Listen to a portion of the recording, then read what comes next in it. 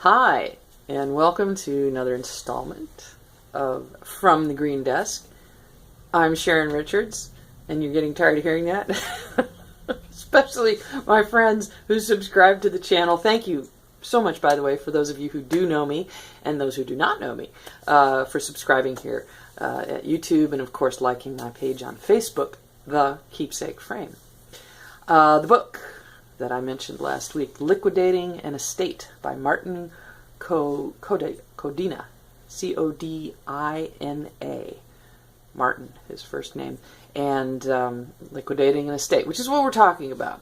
And I'm going to take it from the viewpoint of you've inherited the house, its contents, the entirety. Both your parents have passed away, and my mother has had that experience. So knowing that, guess what? When you do inherit all those things in your family home, as where you grew up, or many spent time, obviously, growing up at some point, it may be more than just your parents' stuff. It's grandparents, great-grandparents. Now, as far as volume and entirety, I mean, that all depends on the family, doesn't it?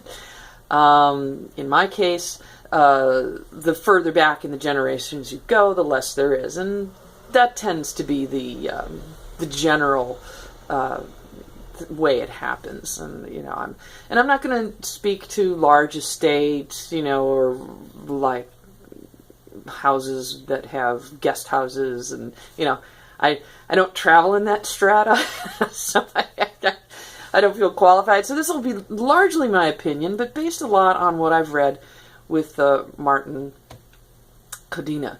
So what he first suggests, of course, is that the whole overwhelmingness of it all, and it will be.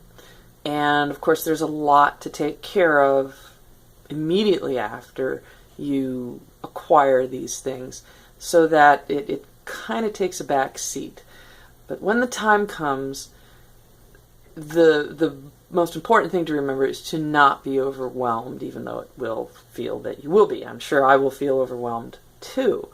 But it wouldn't be a bad idea to have a book like this.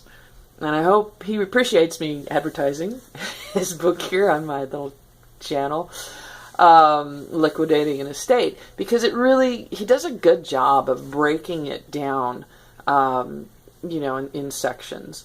So that's where we'll go next week, with an estate sale. After that overwhelmed feeling, what's next?